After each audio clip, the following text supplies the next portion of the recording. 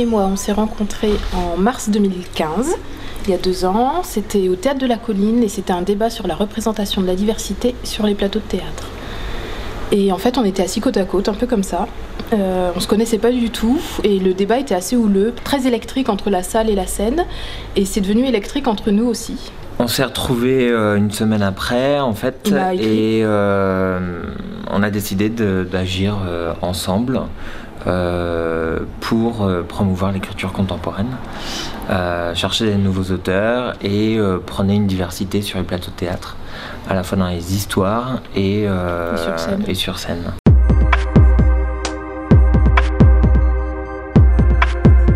Est-ce que vous écrivez? Tout à fait pour moi et mes amis. D'accord.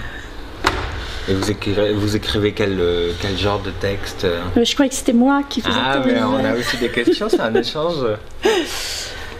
J'ai écrit dans ma vie beaucoup de décrets et de lois, mais là j'écris de la poésie, et voilà, enfin oui, de la poésie, des textes qui peuvent s'apparenter à de la poésie, on va dire. Notre projet s'appelle Jeunes Textes en Liberté.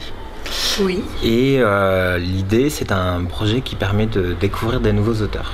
Et en fait, chaque année, on lance un appel à texte sur une thématique et on va faire des lectures de théâtre dans les théâtres et à l'extérieur des théâtres, donc dans des cafés, des restaurants, etc. Dans le programme des plateaux sauvages. D'accord. C'est ça.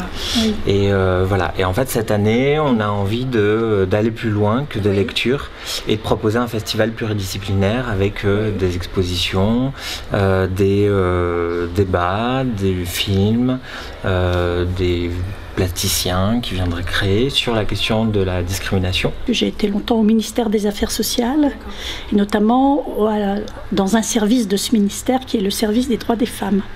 D'accord. Et donc j'ai beaucoup travaillé sur la discrimination dans ce cadre-là.